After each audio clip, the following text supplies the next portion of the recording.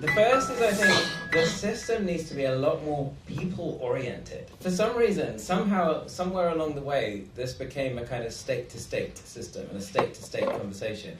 And so there's this sense that the heart of human rights kind of happens in some way in Geneva, where states talk to each other. And then there's a very kind of elite group of NGOs who are allowed into the conversation and who get sort of balloted to make statements and contribute to the conversation.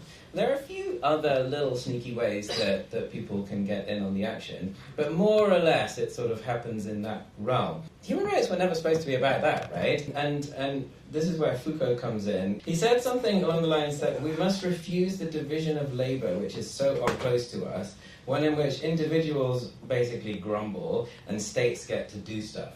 We have to refuse that division of labour when it comes to human rights, and that might mean that we need to cook up some new forums and some different ways for people to participate in the central global conversation about the shape of human rights now and in the future. So that's the first thing. The second thing, I think, is that we really need to get a lot more comfortable with applying human rights to things that we don't generally associate with human rights. We need to get better at cross-issue collaborations, inequalities, on the future of tech and democracy, on climate, on ecocide, on the environment, and on peace, frankly. Amnesty has a very tangled relationship with how the organization talks about peace and conflict, but realistically there are no human rights without peace.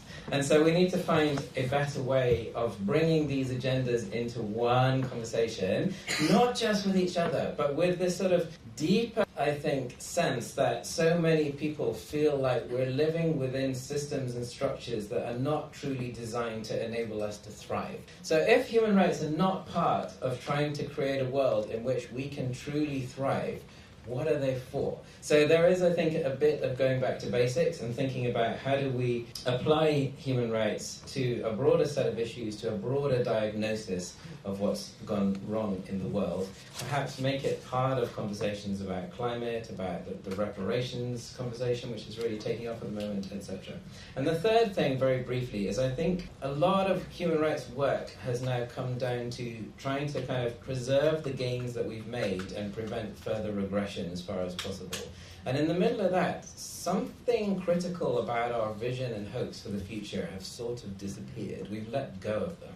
And so I think we need a new investment in ideas and imagination at a kind of civilizational scale about what is the world that we want to become in the future and what it might take for us to get there.